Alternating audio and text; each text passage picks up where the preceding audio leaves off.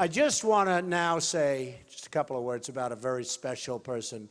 This is a person who I've known for a long time, who I've respected for so long, an incredible husband, an incredible family, and somebody that when I heard that she was going to endorse me, I was so honored. You have no idea how honored. And I would like to bring up, if I might, Governor Sarah Palin. Special, special person. Thank you.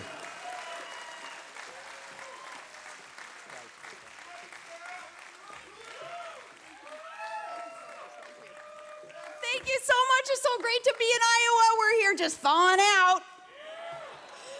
Todd and I and a couple of our friends here from Alaska, lending our support for the next president of our great United States of America, Donald J. Trump.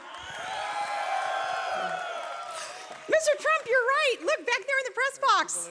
Heads are spinning. Media heads are spinning. This is going to be so much fun. Are you ready to make America great again? We all have a part in this. We all have a responsibility. Looking around at all of you, you hard-working Iowa families, you farm families, and teachers and teamsters and cops and cooks, you rock and rollers and holy rollers, all of you who work so hard, you full-time moms, you with the hands that rock the cradle, you all make the world go round, and now our cause is won. When asked why I would jump into a primary, kind of stirring it up a little bit maybe, and choose one over some friends who are running, and I've endorsed a couple others in their races before they decided to run for president, I was told, warned left and right, you are going to get so clobbered in the press, you are just going to get beat up and chewed up and spit out, and, I'm thinking, and, yeah?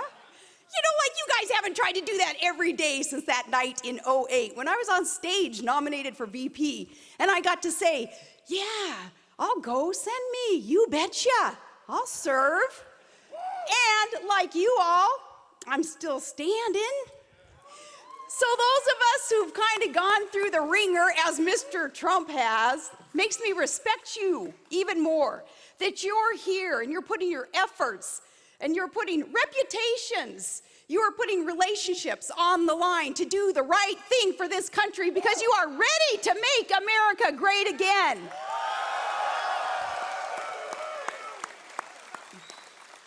Well, I am here because like you, I know that it is now or never.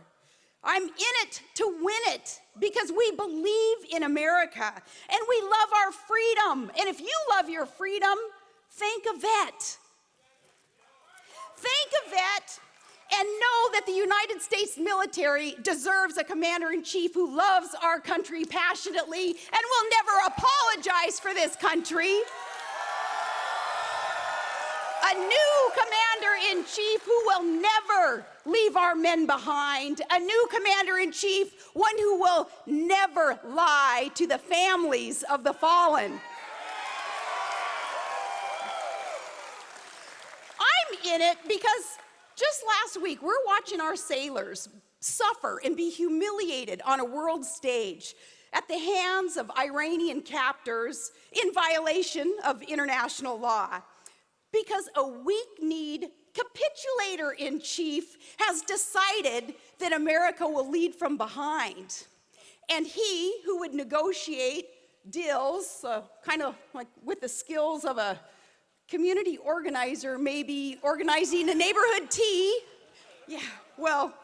he deciding that, no, America would apologize, and as part of the deal, as the enemy sends a message to the rest of the world that they capture and we kowtow and we apologize and then we bend over and say, thank you, enemy. We are ready for a change. We are ready and our troops deserve the best. A new commander-in-chief whose track record of success has proven he is the master at the art of the deal. He is one who would know to negotiate.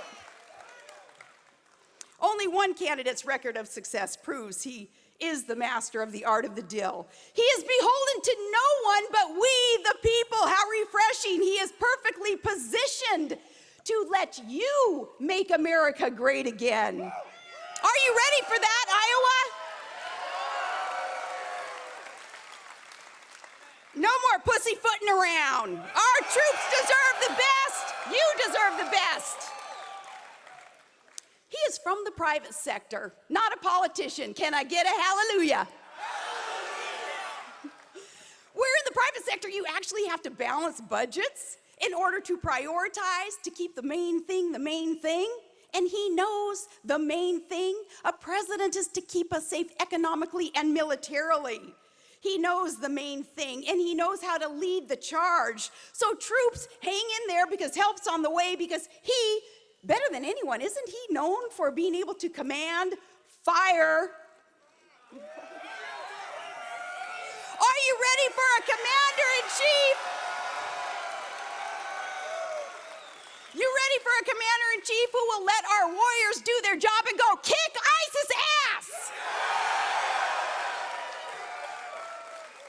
Ready for someone who will secure our borders, to secure our jobs, and to secure our homes. Ready to make America great again. Are you ready to stump for Trump? I'm here to support the next president of the United States, Donald Trump.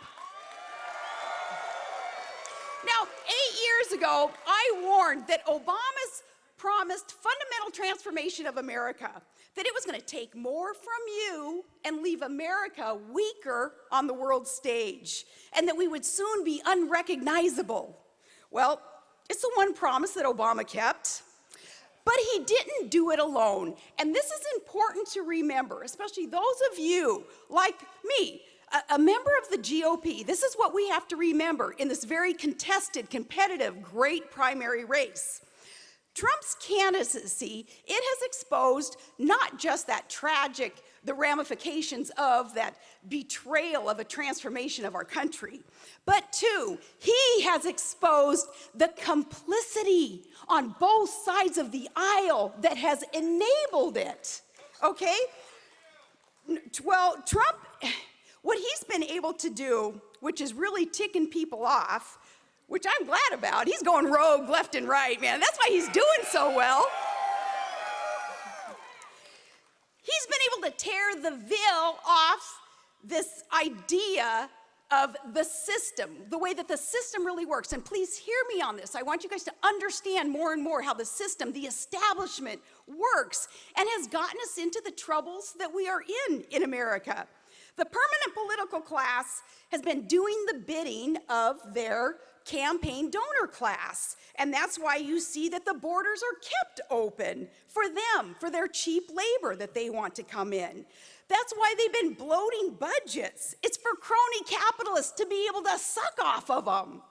It's why we see these lousy trade deals that gut our industry for special interests elsewhere. We need someone new who has the power and is in the position to bust up that establishment to make things great again. It's part of the problem.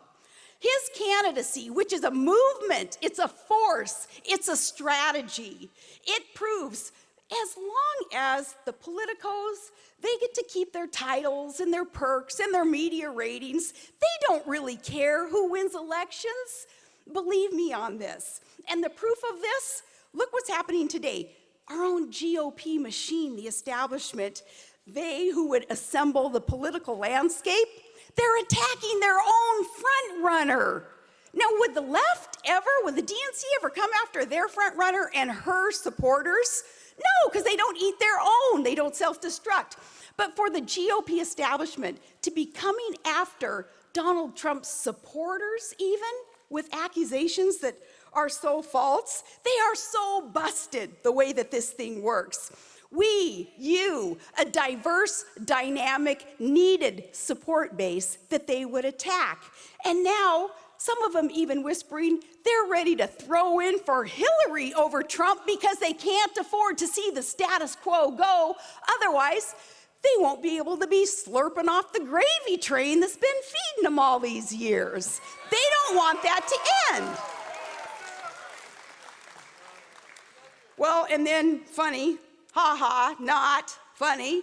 But now what they're doing is wailing, well, Trump and his trumpeters, well, they're not conservative enough.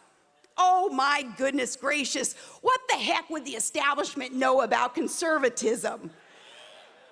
Tell me, is this conservative? GOP majorities handing Obama a blank check to fund Obamacare and Planned Parenthood and illegal immigration that competes for your jobs and turning safety nets into hammocks and all these new Democrat voters that are going to be coming on over the border as we keep the borders open and bequeathing our children millions in new debt and refusing to fight back for our solvency and our sovereignty, even though that's why we elected them and sent them as a majority to DC. No, if they're not willing to do that, then how are they to tell us that we're not conservative enough in order to be able to make these changes in America that we know need to be made? Now they're concerned about this ideological purity? Give me a break. Who are they to say that? Oh, and tell somebody like Phyllis Schlafly. She is the Republican conservative movement icon and hero and a Trump supporter. Tell her she's not conservative. How about the rest of us? Right-wing and bitter clinging proud clingers of our guns, our God, and our religions and our Constitution. Tell us that we're not red enough? Yeah, coming from the establishment, right. Well, he being the only one who's been willing, he's got the guts to wear the issues that need to be spoken about and debated on his sleeve, where the rest of some of these establishment candidates, they just wanted to duck and hide. They didn't want to talk about these issues till he brought them up. In fact, they've been wearing this political correctness kind of like a suicide vest. And enough is enough. These issues that Donald Trump talks about had to be debated, and he brought them to the forefront. And that's why we are where we are today with good discussion. A good, heated, and very competitive primary is where we are. And now, though, to be lectured that, well, you guys are all sounding kind of angry is what we're hearing from the establishment. Doggone right we're angry, justifiably so, yes. You know, they stomp on our neck and then they tell us, just chill, okay, just relax. Well, look, we are mad and we've been had. They need to get used to it. This election is more than just your basic ABCs, anybody but Clinton. It's more than that this go around. When we're talking about a nation without borders, when we're talking about bankruptcies in our federal government, debt that our children and our grandchildren, they'll never be able to pay off. When we're talking about no more Reagan-esque power that comes from strength, power through strength, well, then we're talking about our very existence. So no, we're not gonna chill. In fact, it's time to drill, baby, drill down and hold these folks accountable. And we need to stop the self-sabotage and elect new and independent, a candidate who represents that and represents America first, finally. Pro-Constitution, common sense solutions that he brings to the table. Yes, the status quo has got to go, otherwise we're just gonna get more of the same. And with their failed agenda, it can't be salvaged, it must be savaged. And Donald Trump is the right one to do that. Are you ready for new? And are you ready for the leader who will let you make America great again? It's gonna take a whole team. It's gonna take a whole team. Fighters, all of us in the private sector, fighters in the House and the Senate. So our friends who are fighters in the House and the Senate today, they need to stay there and help out. They can help our new leader in the positions that they are in. Let me say something really positive about one of those individuals, Rand Paul. I'm going to tell you about that libertarian streak in him that is healthy, because he knows you only go to war if you're determined to win the war. And you quit footing the bill for these nations who are oil rich. We're paying for some of their skirmishes that have been going on for centuries, where they're fighting each other and yelling Allah Akbar, calling jihad on each other's heads forever and ever. Like I've said before, let them duke it out and let Allah sort it out. We'll fight for American interests, and as Donald Trump has said, other nations where we have been footing the bill, but we haven't prioritized our own domestic budgets well enough to be able to afford what we're doing overseas. Things are going to change under President Trump. So it can be an unbeatable team with fighters there in the House and the Senate. Yeah, our leader is a little bit different. He's a multi-billionaire. Not that there's anything wrong with that. But it's amazing. He is not elitist at all. I just hope you all get to know him more and more as a person and a family man, and what he's been able to accomplish, and with his, it's kind of this quiet generosity. Yeah, maybe his largesse kind of, I don't know, some would say gets in the way of that quiet generosity and his compassion. But if you know him as a person, and you'll get to know him more and more, you'll have even more respect, not just for his record of success and the good intentions for America, but who he is as a person. He's not an elitist. And yes, as a multi-billionaire, we still root him on because he roots us on.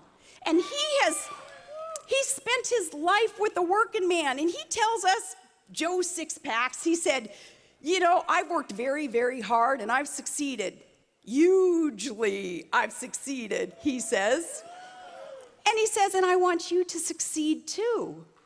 And that is refreshing, because as he builds things, he builds big things that touch the sky, big infrastructure that puts other people to work.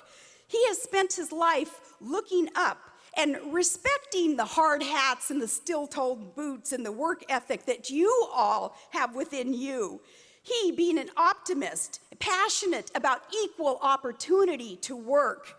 This self-made success of his, you know that he doesn't get his power, his high, off of opium, other people's money, like a lot of dopes in Washington do. They're addicted to opium, where they take other people's money, and then their high is getting to redistribute it, right? And then they get to be really popular people when they get to give out your hard money. Well, he doesn't do that. His power, his passion, it's the fabric of America, and it's woven by work ethic and dreams and drive and faith in the Almighty. What a combination. Are you ready to share in that again, Iowa? Because that's what's going to let you make America great again. He's going to be able to empower you to look out for one another again, instead of relying on a bankrupt government to supposedly be looking out for you. No, and I think you're ready for that. And Iowa, I believe too that you're ready to see that our vets are treated better than illegal immigrants are treated in this country. And you're ready for the tax reform he talks about to open up Main Street again. And you're ready to stop the race baiting and the division based on color and zip code, to unify around the right issues, the issues important to me, or I wouldn't be endorsing him. Pro-life, pro-Second Amendment, strict constitutionality, those things that are unifying values, and they're time-tested truths involved. These are unifying values from big cities and tiny towns, from big mountain states and the Big Apple, to the big, beautiful heartland that's in between. Now, finally, friends, I want you to try to picture this. It's a nice thing to picture. Exactly 1 year from tomorrow, former President Barack Obama, he packs up the teleprompters and the selfie sticks and the Greek columns and all that hopey-changey stuff, and he heads on back to Chicago, where I'm sure he can find some community there to organize again. There, he can finally look up. President Obama will be able to look up, and there, over his head, he'll be able to see that shining, towering Trump Tower. Yes, Barack, he built that, and that says a lot. Iowa, you say a lot. Being here tonight, supporting the right man who will allow you to make America great again. God bless you. God bless the United States of America and our next President of the United States, Donald J. Trump.